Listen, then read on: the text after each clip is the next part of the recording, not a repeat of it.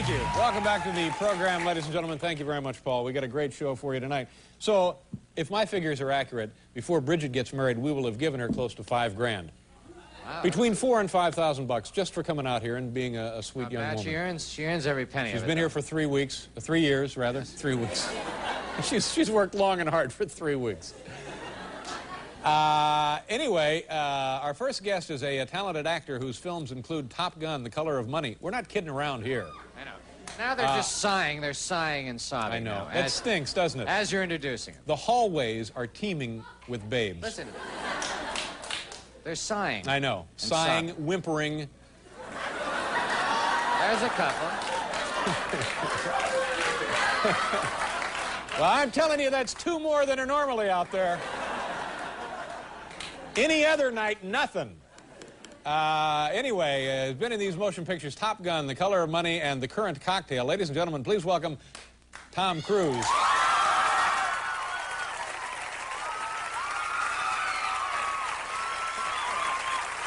Tom. Nice to see you. Good. Thanks for being here.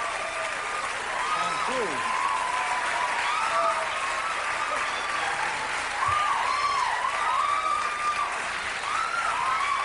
All right.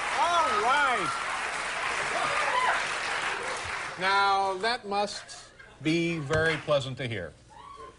It was better than booze. You know? Yeah. Let's talk a little bit about your automobile racing career first. Yes, you're a race fan. Well, yeah. You really can't grow up in Indianapolis and not sort of be fond of automobile racing. So how did you get into it? How far into it are you? And are you serious about it? Yeah, I love racing. I've always loved cars and racing and watched on television growing up. And, yeah. Worked with Newman on Color of Money. Now, when you say Newman, would that be Paul Newman? Paul Newman. Paul Newman.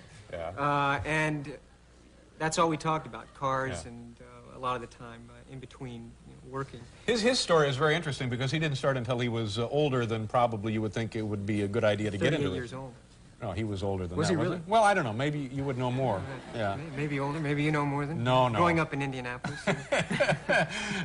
So anyway, you went to him and you said, "I'm interested in becoming more involved in this," or what? Yeah, I just said, actually he offered, and I said, that'd be terrific. So we went out to a quarter-mile track, and he knows a lot of people in racing. They brought some cars up, and we just drove around the quarter-mile track, and he said, "You ought to try it out." So I drive a GT3 car for his race team. Now, what does that mean when you say GT3? What is that exactly? Well, it's like there's GT1, GT2, I GT3, see. GT4. Thank you for putting it in terms that the layman can understand, Tom. But is it a car that we would say, oh, that looks like a Datsun or a Nissan, or does it? Well, I race Nissan, but it looks like, the Winston Cup cars. It's not an Indy. It's not an open-wheel car. This is a modified production car, yes. sort of? Yes, it is. So it looks a little like a car you could buy, but yes. it's been heated up. Yes, absolutely. And how fast will these things go? This one will go about 150 miles an hour. And have you driven it that fast? No, not yet. Yeah. What's the fastest you've traveled in competition? At Pocono a couple weeks ago I probably got about 145, 146 miles an hour. Now, what was your first race like? I was scared to death. Yeah. I thought I was going to die. Yeah. Well, yeah, you go into the corners and you think, but it's really exciting. Yeah. High-speed chess game. What do you know about driving a car that the average person doesn't know? Weight distribution, understanding, oversteer, understeer, what happens in the rain, why a car does what it does, how to take a corner and dodge the police officer, Maybe I have this trouble whenever I drive cross country. A lot of times the radio will fade. The stations don't. They seem to. Really? Silly. Now you and Paul Newman are good friends, aren't you? Yeah, he's a good guy. Yeah, and you knew him, I guess, before you did The Color of Money. Yes, I auditioned for Harry and Son. And met him then, and then he and Scorsese called me for Color of Money. Yeah. And what kind of a man is he to work with and then to be friends with? Very generous. Just a great actor and a generous person. Yeah. Was there a period that you couldn't stop saying to yourself, oh my God, it's Paul Newman? Yeah, at first you feel that way. The same with Scorsese, and you work with Hoffman, but I think... Hoffman, when you say Hoffman...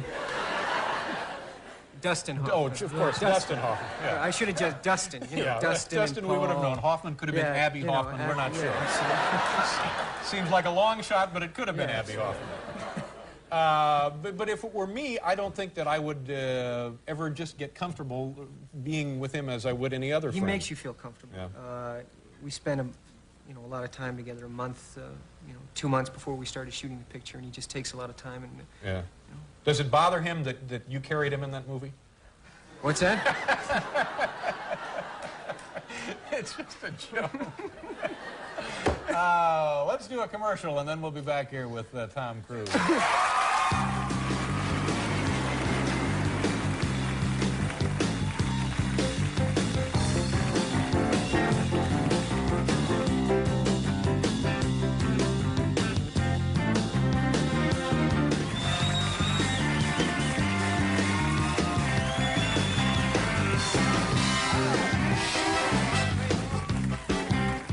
Very nice man.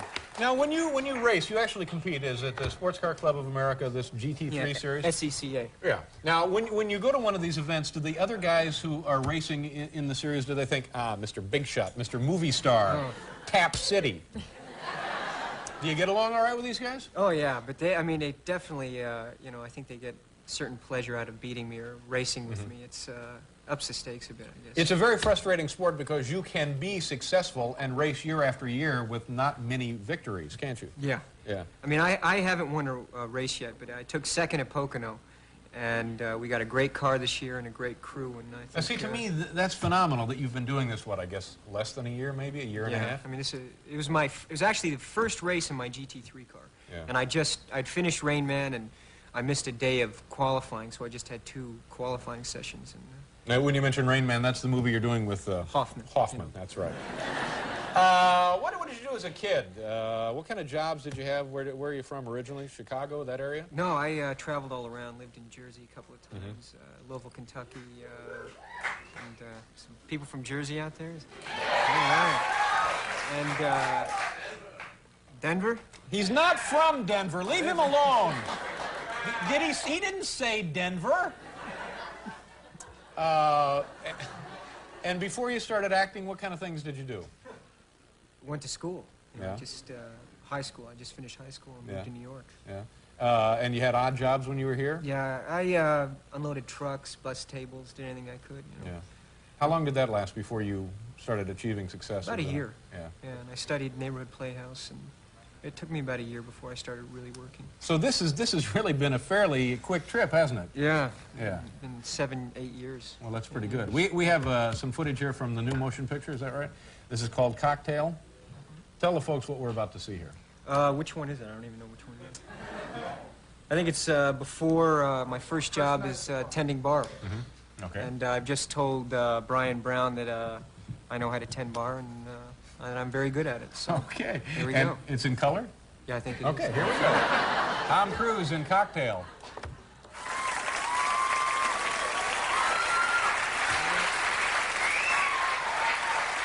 Have you ever tended bar? Yes, a couple of times. I interviewed about 35 bartenders getting ready for this and went to a couple of places in New York, Yeah. Jersey, tending bar. And they actually turned you loose behind a bar? Turned me loose. Now, did you know anything about... It was like that scene right there. And did people say, oh, look, Tom Cruise is tending bar, or was Well, it... I think at first it was pretty late. I waited till about midnight, so they were pretty much in their cup by then. And it was a lot like, hey, you look like, but nah. And then they recognized and just kind of went along with it. It was a lot of fun. And what do people seem to be drinking these days? Well, at this place, there was blue whales and, the orgasm and... Now, these are drinks? These are drinks. And what is... I know what an orgasm is, but what is a... What's in it? I've heard about them. Yeah, you've heard But what is a blue whale? what is a blue whale? It's vodka, some just blue coloring, and... Vodka and paint. Vodka and paint, essentially, yes. Grapefruit, and God. they stick a whale in there. Now, do you enjoy doing that kind of stuff? Do you enjoy doing research or background Yeah, for a that's- film? That's one of the best parts of Really? Yeah. What kind of stuff did you have to do for Top Gun? Did you actually do any pre-flying Yeah, stuff? I flew with the Blue Angels in a TA-4 subsonic single-engine aircraft, and while shooting it, I flew. I flew in all different kinds of gliders and Cessnas, and I flew in the F-14. Wow. 3 hops in one day in the F-14. And were you scared at all? No, I wasn't. I was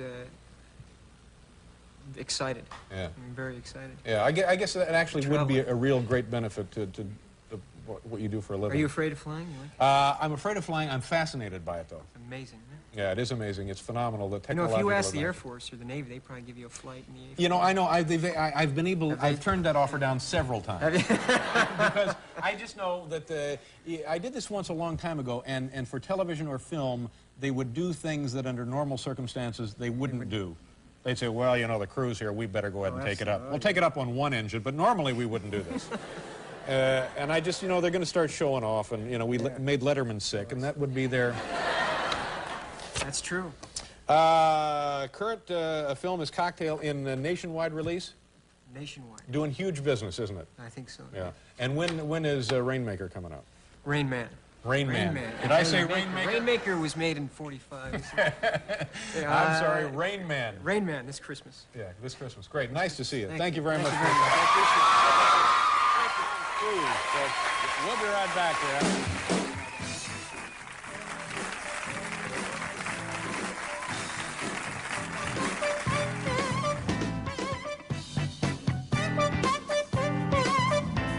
Of itself enough that you didn't need an amusement park to come in and run the town? Well, it's not. New York City is not nearly as much fun as it used to be. That's why we've called the folks at Disney in. The other good thing about Disney, they have the big Disney store. Where is it, Paul? You're a part of the Disney family I now. am now, yeah. Where it's is the big... 42nd and 7th Avenue. That's right. And you can go in there. Now listen to this. Get yourself one of those Mickey Mouse T-shirts. You know what I'm talking about? Sure. And a set of ears. Yeah. It's like a 50-50 blend, poly-cotton blend, the T-shirt. Poly-cotton blend. In a month, you know, What's the it's like thread count it's a on it? hanky. You know, wash it, and then when you have a cold, it just, oh, look, a hanky. So you can get yourself one of those shirts and the mouse ears, the injection molded plastic mouse ears, $160. Really? They get that much for That's it? right. That's right. Now, whereas if you go all the way to Orlando, it's a $200 value. Our first guest is one of the all-time greats of stand-up comedy and the author of this new best-selling book right here entitled Brain Droppings. Here is the very funny George Carlin. George?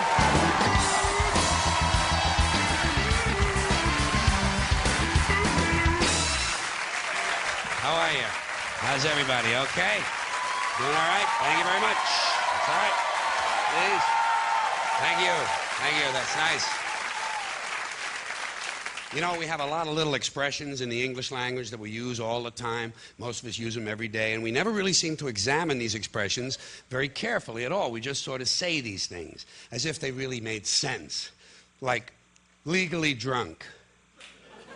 Well, if it's legal, what's the problem? Leave my friends alone, officer. They're legally drunk. You know where you can stick it. Well, why do we always assume everyone knows where they can stick it? Suppose you don't know. Suppose you're a new guy. Huh? You have absolutely no idea where to stick it. I think there ought to be a government booklet entitled Where to Stick It. Now that I think of it, I believe there is a government booklet like that. They send it to you on April 15th.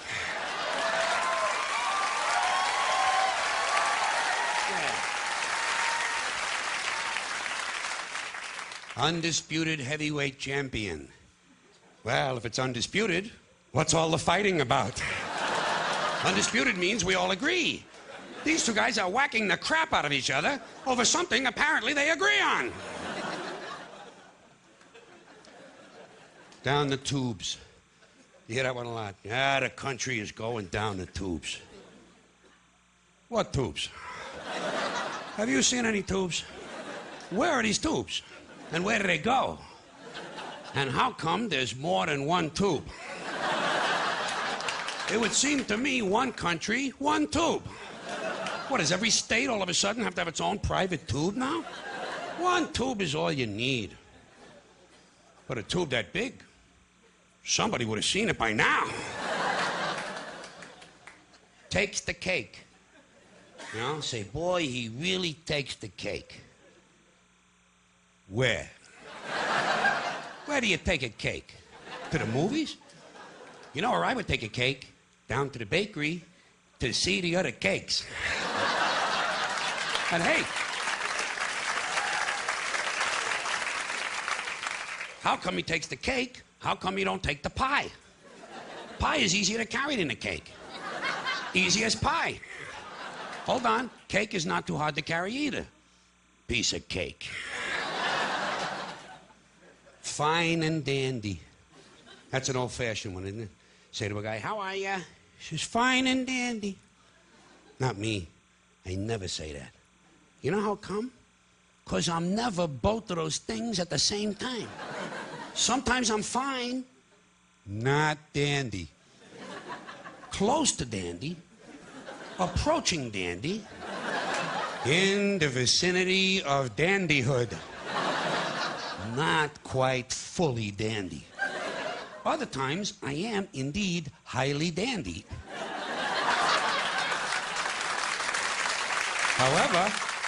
However, not fine.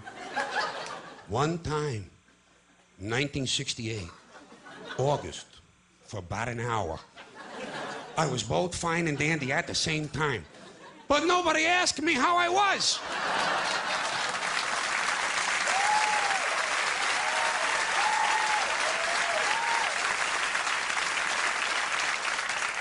Here's another one, the Riot Act.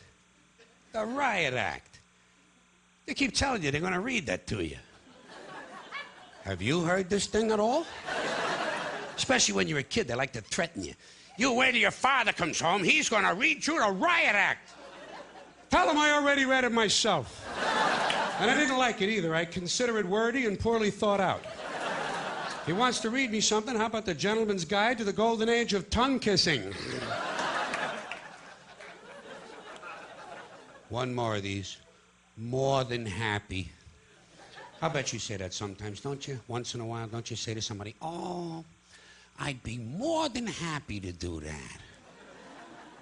How can you be more than happy?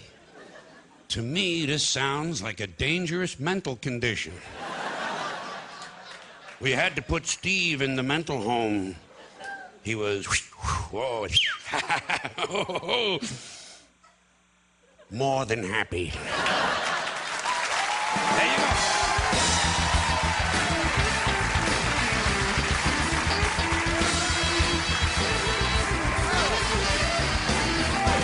Nice job. Good to see you again. We'll be right back here with George Carlin.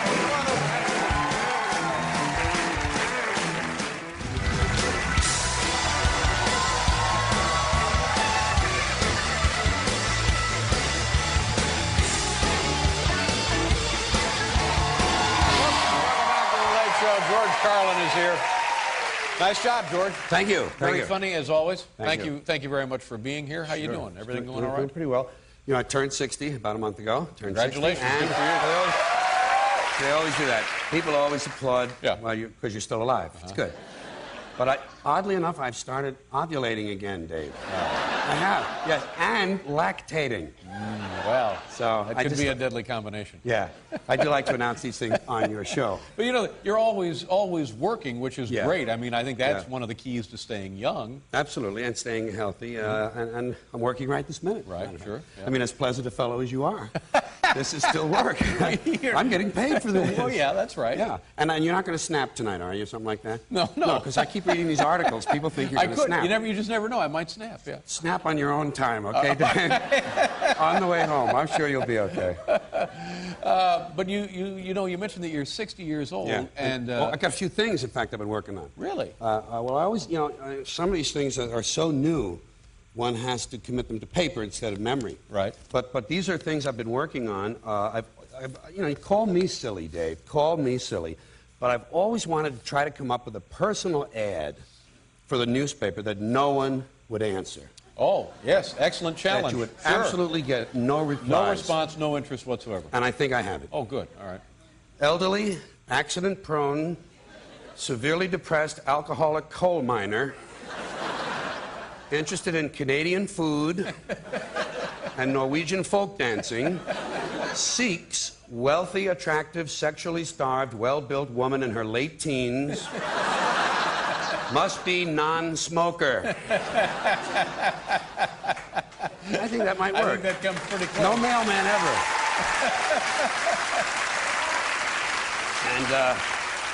And the other thing, and you have another project that you're working you'll on? understand why these had to be committed to paper. Sure.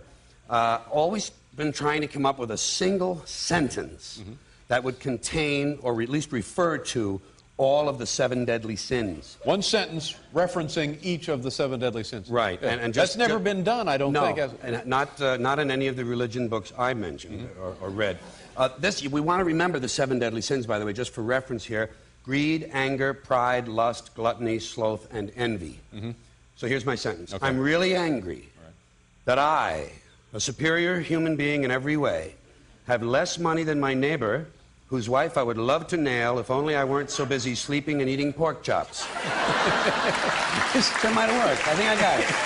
Is eating pork chops? I'm sorry. Gluttony. Oh, gluttony. Yeah. But they don't single out pork chops. No, but one has to be specific in comedy. I see. Well, I think you've come very close on both counts there. Yeah. Nice going. But, you know, your career has been so successful. You know, when you look back, you're a man who's worked like 3 decades or longer. So actually 4. This is my 40th year in comedy, 20 years on HBO, and 60 years roaming around unattended in the environment. And now that I'm 60, there's something I'd like to announce or ask. It's sort of a request plus an announcement. From now on, I would like to be known by a different name. Really? If it's okay. Sure. Yeah. I would like from now on for people to call me Cannonball. Yeah. Cannonball Carlin. Cannonball Carlin. It has a nice And it's not asking a lot. It's not asking a lot. I think not. No, absolutely. An occasional hi, Cannonball. Yeah. Hey, Cannonball, how's it going? Maybe even Dave. Yo, Cannonball, what'd it be like? I might just get that. We'll see. Now, Aren't you nice? Aren't you nice? do you have any regrets, Cannonball? No. Well, perhaps a few. May I say also, being 60, because I want to slip this in to a lot of people, now that I'm really big figure in Hollywood, kind of a Hollywood figure. Powerful man in Hollywood. Yes, powerful man, megastar. Have you noticed the word star evolved? First, star was okay. Clark Gable was a star, didn't bother him. No. Then there were too many stars, and they had to come up with superstar. Michael Jackson's a superstar. Right, sure. Too many superstars now. Megastar. So now that I'm at this stage, people ask me, now that you're 60, are you going to get any plastic surgery? You know, because this is the big thing out there. And I had a little on my nose. I had an automobile accident. I've had a little sort of like medical plastic surgery. You just look to me like a man who has lived life. Lived life and don't need a lot of fixing, except I am thinking of having my handwriting altered surgically. They do this by shortening your fingers. Have you heard of this? No, it's fairly new. It's fairly new. They take off several centimeters of finger, and it alters how you hold the pen. And what really is good about it, first of all, it freezes your current autographs at their present value forever. Because you can There never are no more of them. duplicate it. That's That's right. right, sure. And your new ones, because there are none yet, Right. worth a fortune. Wow. Isn't that great? Because anything that there is nothing of is worth a lot. I think you know that. Oh, Plastic surgery. I had another plastic surgery thing, and I can't. Oh, I know what it was. I'm thinking, just thinking of this, going to the plastic surgeon and asking him to give me a puzzled look. Wouldn't that be good? You know, to go in the office and just say to him, Doctor, can you make me look like this permanently? I don't know. I'm not sure. Is that it? I'm not sure that's puzzlement. Isn't puzzlement? I'm not sure. I better check. It might be. I wouldn't want to get it and have the wrong look. No. Go through the catalog. Yeah. Do they have that? Oh, yeah. Perplexed. Maybe that's closer to perplexed. Now, your book is doing pretty well. The Book is doing, I'm so happy. It's number 9 on the next New York Times list that comes out. And just if I can make a little descriptive plug, it's not an autobiography or a memoir. It is a lot of comedy stuff, Right. and only two things are from the past that people might know. Just two things from the past. One is stuff, a place for my stuff, and the other is baseball and football. Everything else is brand new. Right. Great. Yeah.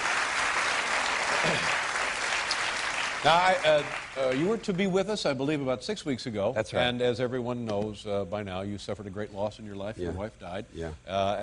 First of all, I would like to thank you for coming back after the ordeal. And just you seem to be doing very well. I hope you are. Well, Kelly and I, my daughter, you know, you bang back and forth between reason and emotion. You're using your mind. You're away from it a while, then you hit it again. Sure. So, you know, it's the normal life. Up, Yeah. down, left, right, That's forward right. and back. And of course, we'll be with you forever now. Yes, Yeah. oh, absolutely. All right. Best partner anyone could have had, Brenda. But you're doing well. Thank you, I am. Good, sir. Yes. Pleasure to see you. Thank you very much. George Carlin, ladies and gentlemen. We'll be right back.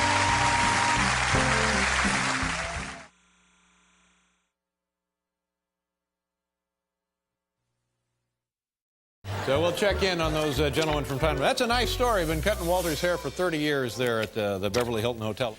Our first guest is a legendary comedian and the author of this best-selling book right here. It's called Brain Droppings, which was recently published in the very popular paperback format. Do me a favor, ladies and gentlemen. Please welcome the always entertaining George Carlin. George.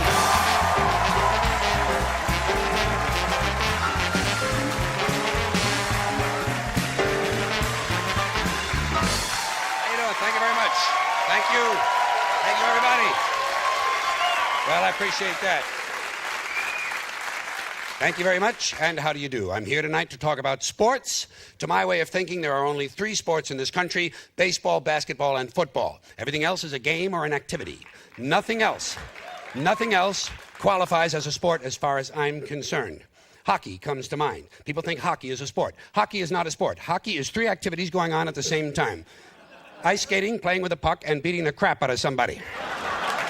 But these people, if they had any imagination, they would do these things one at a time. First you go ice skating, then you play with a puck, then you go to the bar and beat the crap out of somebody. Another reason hockey is not a sport: it's not played with a ball. Anything that isn't played with a ball can't be a sport. Hockey is played with a puck. What is a puck? I never heard of a puck outside of hockey. Have you ever heard of a puck? The only place you see a puck outside of hockey is in the urinal in the men's room to control the odor. Yes. And as far as I'm concerned, any game where the main object came out of the men's room definitely is not a sport. Soccer is not a sport because you can't use your arms. Anything where you can't use your arms can't be a sport. Tap dancing isn't a sport. I rest my case. Running. People think running is a sport. Running is not a sport because everybody can do it. I can run. You can run. My mother can run. You don't see her on the cover of Sports Illustrated, do you? People say, I'm going to run down to the store and buy a loaf of bread. Fine. It's not a sport. I'm not going to pay money to watch you buy a loaf of bread. Swimming. Swimming is not a sport. Swimming is a way to keep from drowning. That's just common sense. Right. Another water activity, sailing. Sailing is not a sport. Sailing is a way to get somewhere. Riding a bus isn't a sport. Why in hell should sailing be a sport? And boxing. Boxing is definitely not a sport. Boxing is a way to beat the crap out of somebody. In that respect, boxing is a more sophisticated form of hockey. But beating the crap out of someone is definitely not a sport, in spite of what the police think. When police brutality becomes an Olympic event, fine, then boxing can be a sport. Bowling is not a sport because you have to rent the shoes. All right? Don't forget. Right. These are my rules. I make them up. Billiards is not a sport. Billiards is not a sport because there's no chance for serious injury. Unless you welch on a bet in a tough neighborhood. Then, if you see someone with a pool cue sticking out of this portion of his anatomy, you know that might just be a sports-related injury. All right? Gymnastics. Gymnastics is not a sport because Romanians are good at it. Don't forget, my rules, I make them up. Polo. Polo is not a sport. Polo is golf on horseback. Interesting concept, not a sport. And water polo, I don't even want to talk about water polo because it's extremely cruel to the horses. Which brings me to hunting. You think hunting is a sport? Ask the animals. The only good thing about hunting is the many accidents that take place on the weekends. Which brings me to auto racing. Now we're talking serious injury, folks. I don't know about you, but that's what I'm looking for in auto racing, a nice crash and a car fire. Hey, I don't care who wins these races. It's the same 5 rednecks who win them all the time anyway. What do I care? I don't care. I'm going to be honest. I'm going to be honest with you. Driving 500 miles in a circle does not impress me. Then we have tennis. Tennis is very trendy. It's not a sport. Tennis is actually a form of ping pong. In fact, tennis is ping pong played while standing on the table. All of these sports. Yes.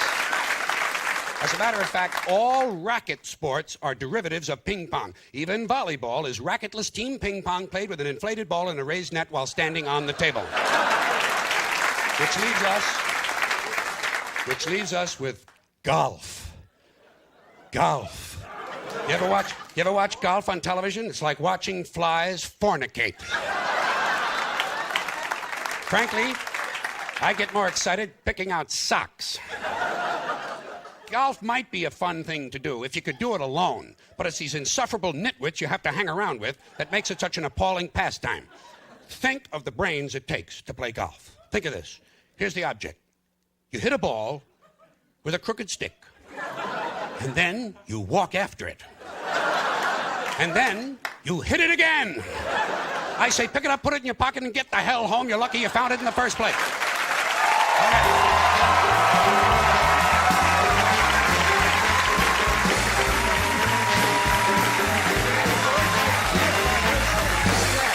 George Carlin. All right. Nice going, buddy. Okay. We'll be right back. Nice job. Hey, we'll be right back with George Carlin.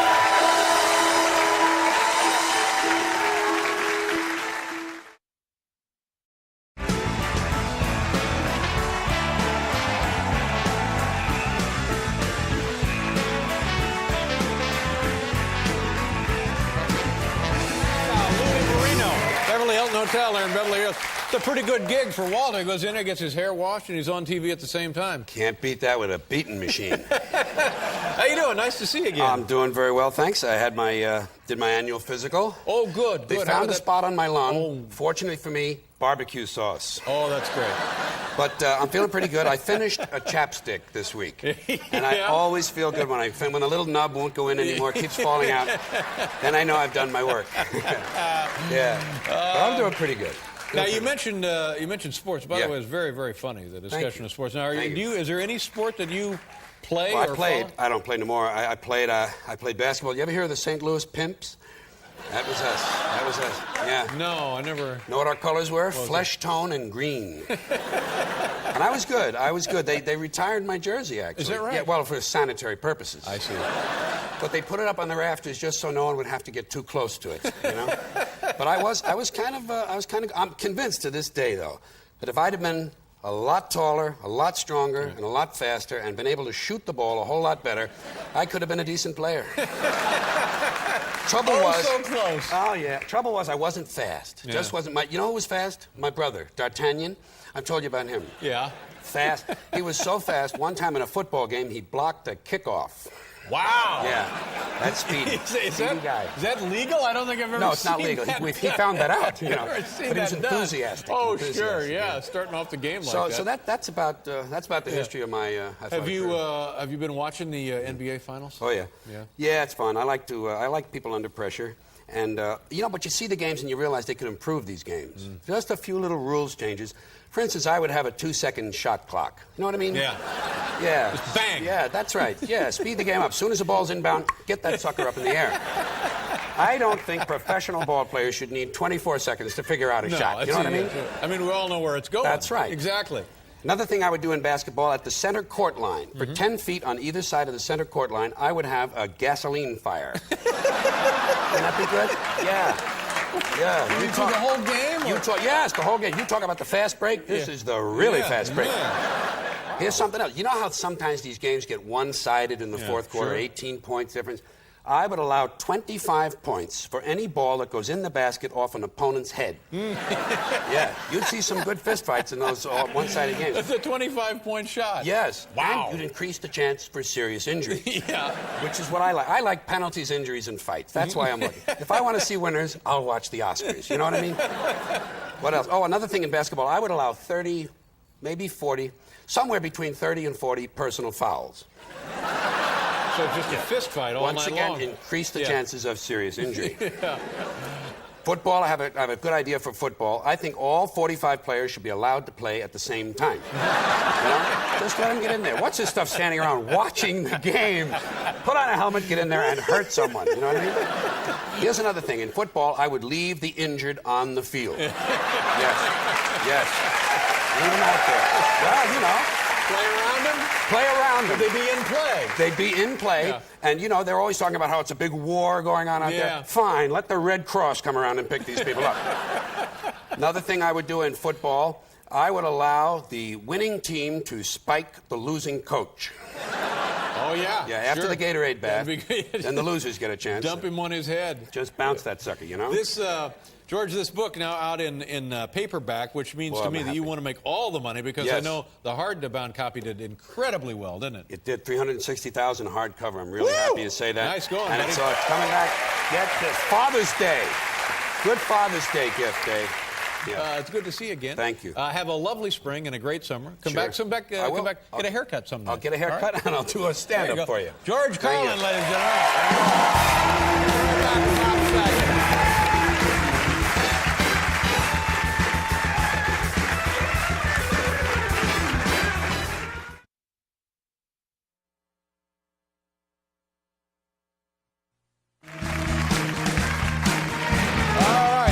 Our first guest is a big star in the world of comedy. He's been doing stand-up for 40 years, and it's an amazing accomplishment and quite a record. And recently, he has released this 7-disc box set entitled George Carlin, The Little David Years. Here he is, ladies and gentlemen, George Carlin.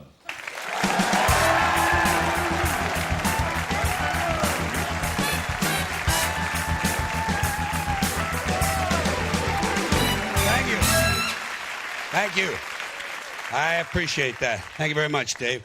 You know, I don't talk about myself on these shows very much, but I had a traffic accident last week that I think I ought to tell you about. And there are a couple of things about me you got to know before I begin. I drive kind of recklessly. I take a lot of chances. I don't repair my vehicle, and I don't believe in traffic laws. So over the course of time, I tend to have quite a high number of traffic accidents. And last week, I either ran over a sheep or I ran over a small man wearing a sheepskin coat. And I don't know because I didn't stop. I do not stop when I have a traffic accident. Do you? Do you? No, you can't. You can't. Hey, who has time? Huh? These days, who has time? Not me. I hit somebody, I run somebody over, I keep moving. Especially if I've injured someone. I do not get involved in that. I'm not a doctor. I've had no medical training. I'm just another guy out driving around looking for a little fun, and I can't be stopping for everything. Well, let's just look at it logically. Just be logical about it. If you do stop at the scene of the accident, all you do is add to the confusion. These people you ran over have enough troubles of their own without you stopping and making things worse. They've just been in a major traffic accident. The last thing they need is for you to stop and get out of your car and go over to the fire, because by now it is a fire, and start bothering them with a lot of stupid questions. Are you hurt? Well, of course they're hurt. Look at all the blood. You just ran over them with 1.5 tons of steel. Of course they're hurt. Leave these people alone. Haven't you done enough? At long last, haven't you done enough? For once in your life, do the decent thing. Don't get involved. Keep moving. Well, in the first place, it's none of your business. Simple as that, none of your business. The whole thing took place outside of your car. Legally speaking, that's right. But it's true. That's right, thank you. Legally speaking, these people you ran over were not on your property at the time you ran them over. They were standing in the street that is city property. You are not responsible. They don't like it? Let them sue the mayor. Besides, it happened back there. It's over now. Stop living in the past. Do yourself a favor. Yes.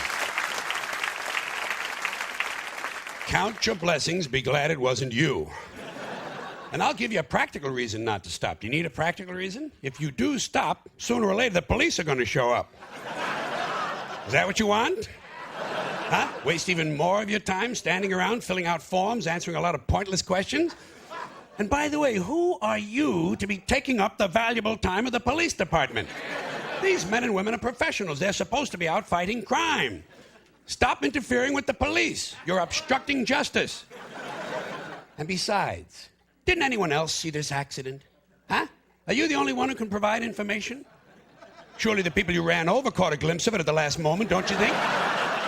So let them tell the police what happened. They were a lot closer to it than you were. There's no sense having two conflicting stories floating around about the same dumbass traffic accident. Things are bad enough, people are dead, families have been destroyed, time to get moving. You're probably late for dinner as it is. Yeah. Now, let me say, on the other hand, if I should be out driving around looking for a little fun, and I see a traffic accident, one that I'm not involved in, I stop immediately. Well, I want to get a good look at what's going on. I enjoy that sort of thing. Someone else is injured, I want to take a look. I am Curious George. People don't like that. Police don't like it, you know. They say you're rubbernecking, say you're blocking traffic. Never mind that crap. I want to take a look. I'm never too busy that I can't stop to enjoy someone else's suffering. And I'll tell you something else. Thank you. Thank you. I'll tell you something else, and you might not like this, but as far as I'm concerned, the bigger the accident, the better it is. Well, I'm looking for a little entertainment. You know my favorite accident? 2 buses and a chicken truck. Get hit by a circus train in front of a flea market. Well, I want to see something interesting. I'm looking for a freak show.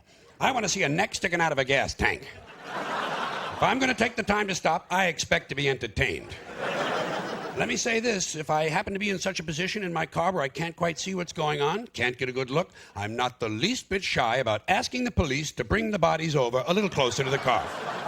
That's what they're here for, to protect, to serve, and to bring the bodies over a little closer to the car. Pardon me, officer, would you mind bringing that twisted chap over a little closer to the car, please? My wife has never seen anyone shaped quite like that. Look at that, honey. That's his rib cage sticking out of the glove compartment. Thank you, officer. That will be enough. Well, you can throw him back on the pile. We'll be moving along. And off I go out onto the highway looking for a little fun. Perhaps a tanker truck filled with toxic waste will explode in front of the Pokemon factory.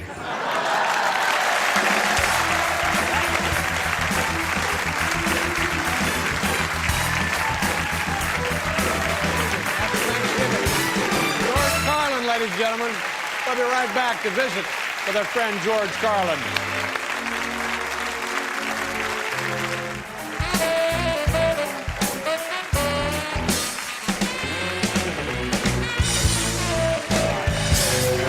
All right, George Carlin, ladies and gentlemen. Yay! Tell me about Thanksgiving experiences you've had. Anything? Is it pretty much just everybody's Thanksgiving, or you do unconventional kind of things? Well, we don't have turkey anymore. Really? No, we got a little tired of that. Yeah. Last year we had a stork. Stork? Stork is good. The year before that, an ostrich. Oh, yeah. And the trouble is, 2 problems with the ostrich. It takes about 200 or 300 pounds of stuffing and about 6 or 8 people to break the wishbone. But it makes a hell of a noise. And we just enjoy it. Well, the noise, that's festive in its own right. Boom! Yeah, it's time to eat. Yeah. Do you, as a kid growing up, do you have a certain memory that you like to? Well, my favorite Thanksgiving story is about my favorite uncle, Uncle George, the one I was named after. Oh, that's nice. Yeah. I had a lot of uncles. I didn't know my father at all. This is all true stuff, kind of punched up. for comedy, but I didn't know my father. When I was about 2 months of age, he was asked to leave. Really? Yeah, he apparently didn't metabolize ethanol very successfully. So he was asked to leave when I was 2 months. I believe he came back once when I was 7, but it was merely because he'd forgotten his hat. So I got to know my uncles. Very well. And on Thanksgiving, they would all come over and pretty much drink themselves into a stupor, you know. Uncles and aunts. Nobody metabolized anything rather well in my family. Aunt Edith was especially impressive. She would always bring 2 bottles of wine. One for herself and the other one for herself. So I got to know my uncles pretty well, except for George. Yeah. They didn't talk about George. George was one of those uncles they don't talk about. Seems that George was in the custody of other people. So I got to be about 8 or 9 years old, and I got curious. I am Curious George. I got curious, and I said, okay, folks, what's the deal on Uncle George? Where is he? And they sat me down, they said, George is in the nut house. Oh. They didn't pull punches in our family. Yeah. We didn't say mental hospital, psychiatric facility, nut house. I personally have always preferred the term hoo-hoo hotel, which I think you'd like. Yes. I think, yes. I think my aunt tried to soften the blow. She said George does not have both feet in the end zone. So I understood. The pros. But I'll tell you what happened to him. It was a very simple story. He was about 18 or 19 years old, and he took off all his clothes. Unfortunately, he was not home at the time. He was on the 59th Street crosstown bus. And he didn't bother anybody, you know, just took off his clothes, probably folded them neatly. Right. And they told him, you know, at that time, by the way, it wasn't really a bus, it was a trolley, so he had the distinction of being one of the few people who was both on his trolley and off his trolley at the same time. Yeah. So they told him, they said, don't do that, George, don't do that. And he said, oh, okay. And what do you know, next day, did it again. Oh, no. Yeah, same clothes, different trolley. Right. And they put him up in Orangeburg. Did they ask him why? What was he? No, I don't think they asked that in those days. I think he just went up to Orangeburg. Orangeburg, New York. He was just looking to make friends as well? Well, he was a friendly guy. I think so, yes. Yeah. It might have been comparative anatomy, for all I know. Who knows? Might have been going to ask someone else to do the same thing next. But he wound up in Building 17 at Rockland State Hospital. I'm sorry. Well, it was okay. You know, because toward the end, they let him come home. Toward the end of his days up there. He was doing pretty well. They said, you know, he still has one wheel in the sand, but he's doing pretty well. So we'll let him come home. Yeah, that's good. And he came home on Thanksgiving, and he was sitting next to me, naturally. Birds of a feather. Put him next to me. I think the theory for letting him home was that his condition would go largely unnoticed in a family like mine. And right in the middle of Thanksgiving dinner, he leans over to me, and I didn't notice anything wrong with him, by the way. He came home, he painted pictures, he played the piano, he smoked a lot of wing cigarettes, and I didn't notice anything wrong. I didn't know why he was away. So until Thanksgiving dinner. He leaned over to me at one point, and they're just doing the normal things, congratulating each other on the mashed potatoes. And he leaned over to me, covered his mouth, and he said, "I'm an admiral." Oh. And I was impressed because, first of all, well, I didn't even know they had a Navy in Orangeburg, for one thing. And truly, I was impressed and I was pleased because, not that he was an admiral, I knew he was really a nut. Yeah. That kind of made me happy. So that's sort of my pointless Thanksgiving story. Let's talk about the box here of comedy. What this represents stuff that has been released on previous records, stuff that has never been released. Well, right? there's one. Oh, look at that! You get the thing. You get your mouth opening. Lenticular. There are 6 albums there. Wow. 6 albums. Now that right there is entertainment. Isn't that nice? You know it. I did 6 albums in the 1970s, and 4 of them were gold albums, and the other 2, I think, aluminum, perhaps lead, I'm not sure. Some non-ferrous metal. And we put them all in here with the original artwork. That's what I love. I know that a lot of re-releases, they put it in a jewel box, but these are actually like the old albums. They fold out, they have the same sleeves in them, everything. But the 7th disc in here is my pride and joy. It's a bonus disc. Gotta have a bonus, Dave. This has a lot of things that an hour's worth, hour and 10 minutes of things that were never on records before. Didn't make it. You could only get 45 minutes on an LP. So we put them all, Atlantic and I, we put them all on these. So it's a lot of things for people who are real nuts and fans, you know, let them hear those things. And included are childhood tapes that I made. I used to go to the little booths around here in 42nd Street. Make your own little records? Make my own record for a quarter. You put it in, you talk for a minute. and they're on there. So we have a collection then of you from what age to the present day? From what? Technically speaking, from about 11, up until the late 70s. Actually, it cuts off there. Right. So a good part of your life is represented here in this collection. That's right. Even my disc jockey theme song is on there. Excellent. God. Good for you. Thank you very much, George. Thank you, Dave. Nice piece of work. Congratulations. Thank you, George Carlin, ladies and gentlemen. We'll be right back with Jewel. Thank you.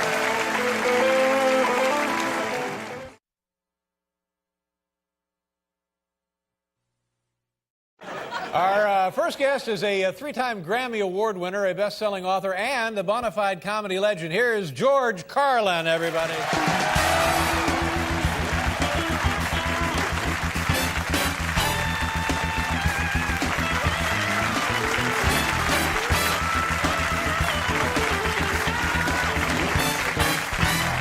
Welcome back. Thank you, thank you, thank you. It's a pleasure to have you. Thank you. Feeling good? You look great. You look very nice. Yeah, well, I'm just getting over a touch of anthrax, but I feel okay. Really? And the cholera came back. So you've had some medical problems? Yeah, but I look good. And like you say, I look good. And that's all that counts. That's really all that matters. My mother used to say that. She'd say, doesn't matter, I don't care how you feel, as long as you look all right. She had a kind of a wisdom, you know. I think that's true. Well, the thing is, I'm 63 now. But that's 17 Celsius. So, That doesn't make any sense. Yeah. So that's pretty good. You're only When I go to- 17 Celsius. When I go to Canada, I feel really young. You I know? would think so, sure. And had a lot of tests, though. Oh, you had some I know testing? I'm doing okay because we both had heart stuff. And Yeah. Are you a bit of a hypochondriac? Not at all. Really? Not at all. No, but I watch things and I act on them when I see them. They give you they recommend a breast exam now for men as well. Yeah, there's apparently some need for the breast exam, and I had that. They found a little lump, but you know what? Piece of broccoli. Piece of broccoli. Yeah. You had a piece of broccoli stuck in your breast. I was in a lot of food fights in the 70s. Yeah. Oh, yeah. Well, in the 70s, forget about it. Yeah, of course.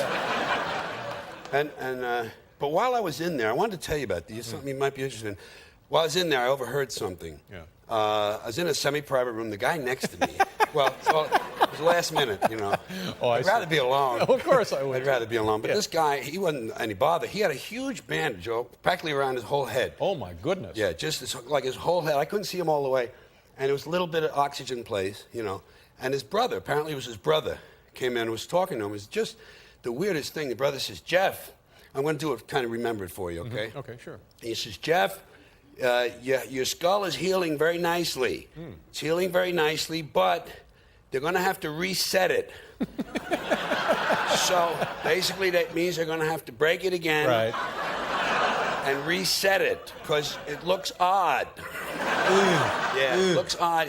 They said it looks funny. The nurses were laughing. Well, that ain't right. No. He says, the doctors will be in a few minutes. There's 6 of them. They said they want you to not move around a lot when they're using the hammers. Oh, hammers. Yeah. Several hammers. Because they can't use an anesthetic. It's dangerous. Oh. So they want you to hold on real tight to the edge of the bed. And try to relax. Relax is the key. Key thing. That would be the in key. any medical procedure. That's right. And then this is the twist, though. Then he says, and by the way, Jeff, while they got your head open, they're going to put some fire ants in there. Fire ants? Just a few. He said, just a few. He was reassuring him, you know.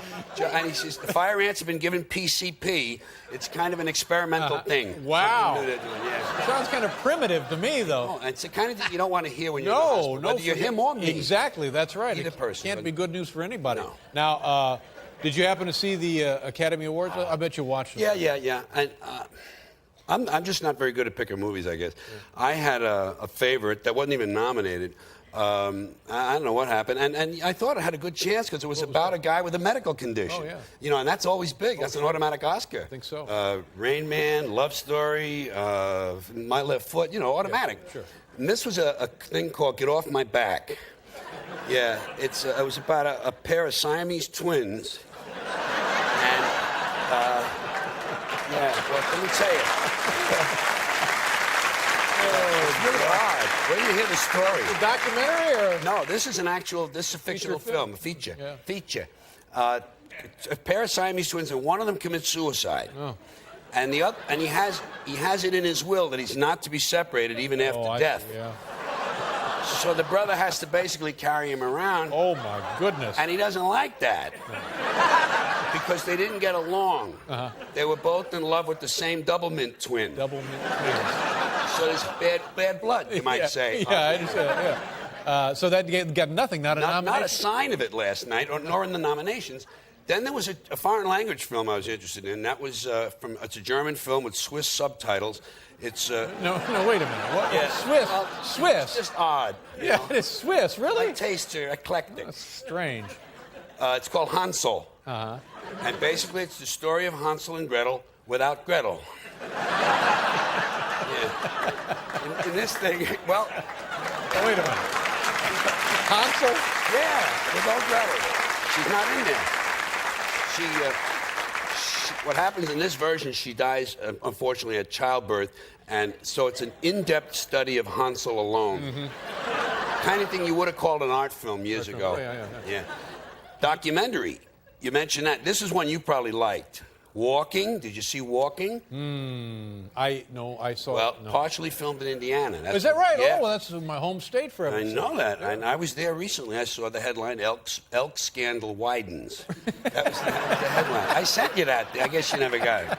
That was that, yeah. Same day they were making peace in the Middle East. Anyway. The headline. Elk Scandal Widens. Top Page of the one, yeah. top. But on this documentary, it's called Walking. It's a story of a guy who takes a long walk from Vincennes, Indiana. Oh, I know where that is. To Durango, Colorado. Yeah. And along the way, nothing happens. So it's basically a nice story about how little can happen on a long walk. I see. Does he go out I-70? Yeah, right out 70. You know the area. All right. We'll be right back here with our friend George Carlin, ladies and gentlemen.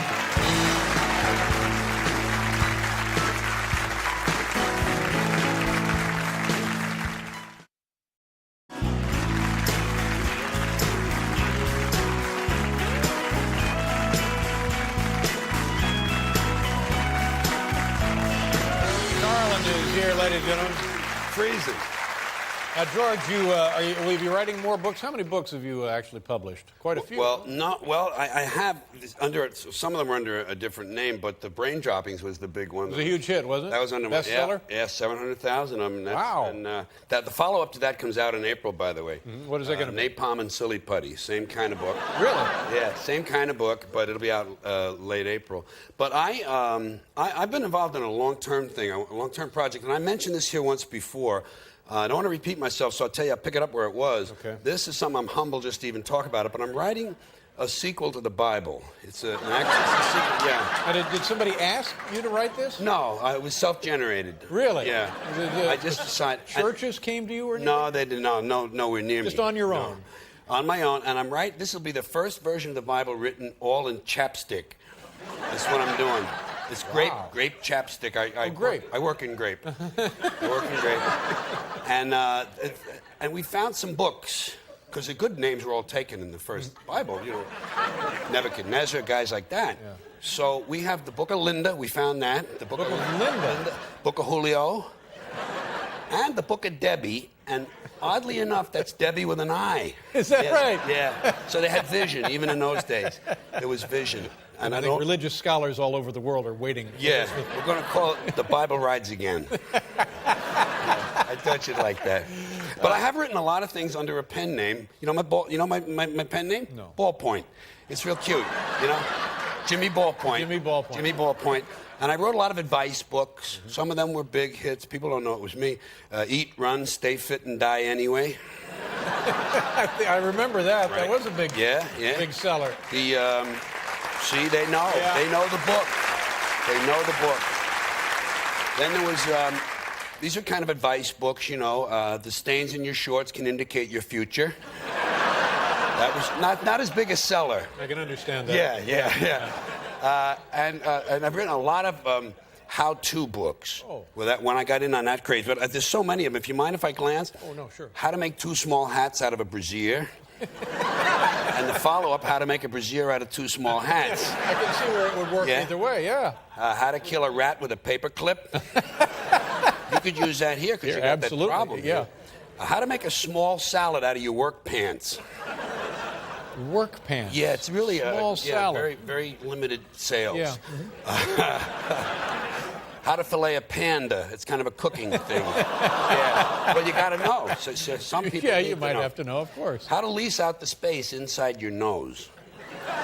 That can be done. Yeah. Some kind of a government grant, I'll bet. You have to get a license. Yeah. And on top of the how-to books, I says, well, that craze is running out. I go to why, because how-to, why. Why, yeah. And we got a why book. Why you should never yodel during an electrical storm. Apparently there's been some deaths. Is that right? Yeah. Were Why- they Swiss? There were 2 Swiss guys, oddly enough, with German T-shirts. Why you should never mambo with a policeman. I don't know why I did that. Well, that one. just makes perfect Yeah. sense. And why you should never give yourself a neck operation, but that's about the extent. Well, I think it's just a matter of getting to it there. It'd be, Yeah, be awkward. with yeah. a mirror, you Even go- with a mirror, forget it. Reverse Unless image. you're Annie Oakley or something. Yeah, yeah. Now, what kind of a, and I think I probably know the answer to this, but as a child, were you kind of unusual as a child? I was off. Off, yeah. They would say, he's off. They would look at me and they say, he's off. Oh. They say, he's not playing with a full bag of jacks. Yeah.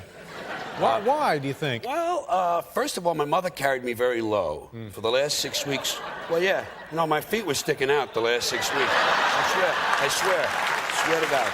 Is that Yeah. She was the only woman in the neighborhood had maternity shoes. And then, do you see this little fold? I got a little fold in my ear. It's not as prominent as it was, kind of folded over a little. Right. The doctor said that happened because right at the moment of conception, my parents fell off the hood of the car. Oh. So I wasn't right. Well, that's more emotionally traumatizing Yeah, probably I think than so, anything. yeah. And you know how your father would throw you up in the air and catch you? Sure, yeah. Mine would walk away. Walk away. Hurry up and then take a hike. Yeah, so I was off. Well, I'm sorry to hear that. Yeah. It turned me into a loner. Yeah. Yeah. Just like Rodney, I'm there, you know. Yeah, but you've done all right, I think. Yeah, I'm okay. I'm doing good. Yeah. But I had an imaginary friend. I didn't bother with him. Really? No. Hell with him. Let him get his own The friends. hell with your imaginary I don't need people like that. Yeah. That's right. That makes some sense, I Yeah. guess. I wasn't very good with girls. You know how you play doctor? Oh, yeah. I would always find something wrong with them. I found an aneurysm once, another time. Hypertrophic cardiomyopathy. Well, you're saving lives, though. That's Yes, something for get heaven's this sake. girl to the hospital. Yeah, that's Put her right. on a trike and get her over there. Now, is there anything you want to mention upcoming before... Laugh.com. Laugh? Oh, I want to Laugh.com. talk about Laugh.com. Laugh.com is a website I'm involved with. It's for comedy, for and by and of comedians. Right. And there's a special posting going up right now. It's about what I'm thinking while I'm sitting here. Yeah, it's just going up. If someone goes to Laugh.com, they'll find out a little thing I'm doing. I say, dear people out there, and I This is tell what you're them really thinking. what's going through my mind. Well, I'll be there. And a little report. Oh, you're going to love it. Good to see you. It's nice to see Thank you. you very Thanks, much. Dave. I George appreciate it. Carlin, ladies and gentlemen. We'll be right back with Powderfinger.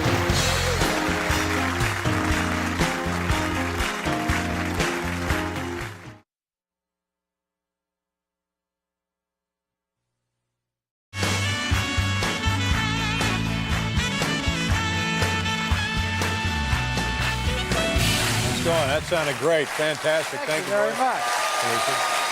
Not that bad. I like that Richard Harris.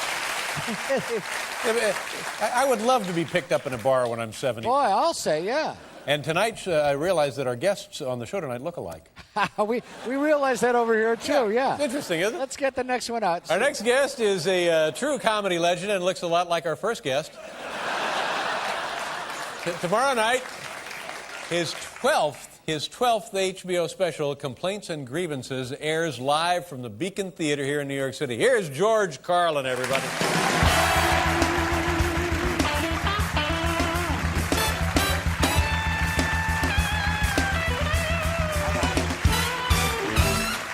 Thank you. Thank you very much. The wisest man I ever knew told me something I never forgot, and although I never forgot it, I never quite memorized it either. So what I'm left with is having heard something really wise that I can't recall.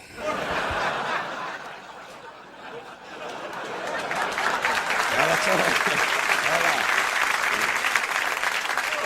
There's a new roach spray on the market. It doesn't kill the roaches, but it fills them with self-doubt as to whether or not they're in the right house.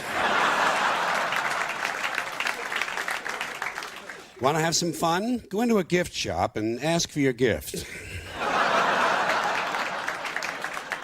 If you have chicken at lunch, and then for some reason you've had chicken again at dinner time, do you ever wonder if the two chickens knew each other? That's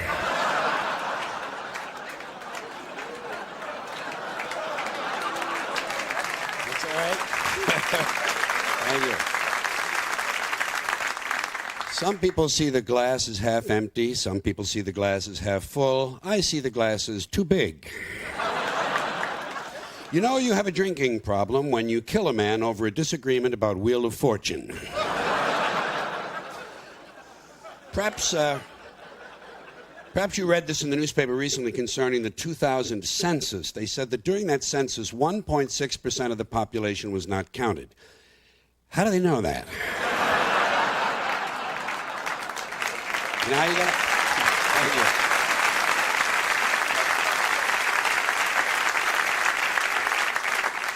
You know how you get out of jury duty? Tell the judge the truth. Tell him you'll make a really good juror because you can spot guilty people just like that. Tell him it all depends on how far apart their eyes are. I was in a public restroom the other day, had to use the handicap stall. When I came out, someone said to me, "Are you handicapped?" I said, "Not anymore."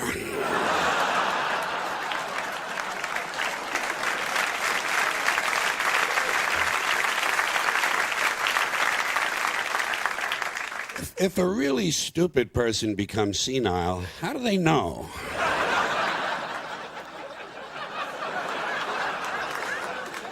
You know you're in a small town when the restaurant closes at lunchtime so the waitress can go home and eat.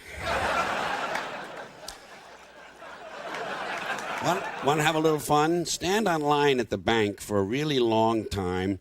When you finally get up to the window, just ask for change of a nickel. They actually call other employees over to look at you. You know you're in the wrong store when you look up on the wall and see one of your personal checks displayed as the reason they don't take personal checks.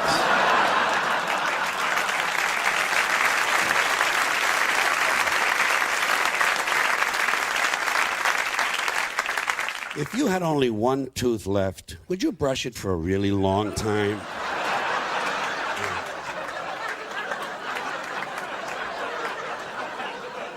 Here's how you get rid of counterfeit money. Put it in the collection plate at church. Yeah, they don't care. They give it to blind people. I'm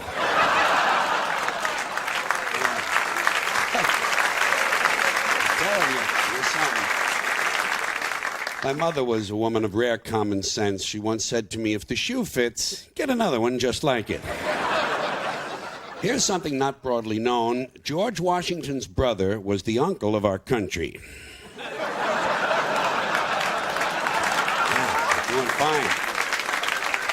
You know what would be a lot of fun? Be a contestant on Jeopardy and just never buzz in. You know? Just stand there half an hour staring at the other two people. It'd be fun.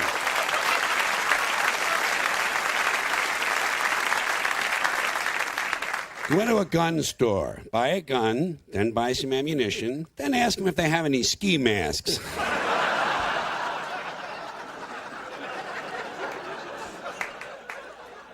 You ever notice in some hotels they give you a little sewing kit? You know what I do? I sew the towels together.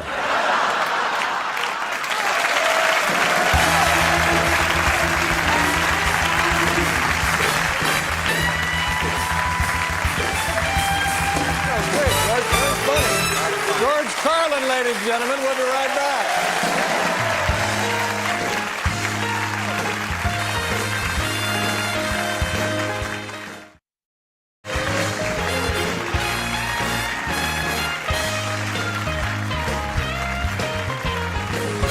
Thank you very much, George. Great stuff. Thank you. Very funny as always. Great audience tonight. And this is the soundtrack from your HBO show that people will be able to buy later in December, I guess. December 11th, the HBO show in audio form. It'll be in the stores. And the show itself, again, it's your 12th, and it's Saturday night on HBO. Yes, 10 o'clock. Oh, I know it'll be a big success. Thank you Thank very you. much. Thanks very George much. Carlin, everybody. My thanks to Richard Harris and, of course, Regis and his staff from Regis and Kelly Live. We'll see you Monday with Kevin James and Deion Sanders. Have a great weekend. Good night, everybody.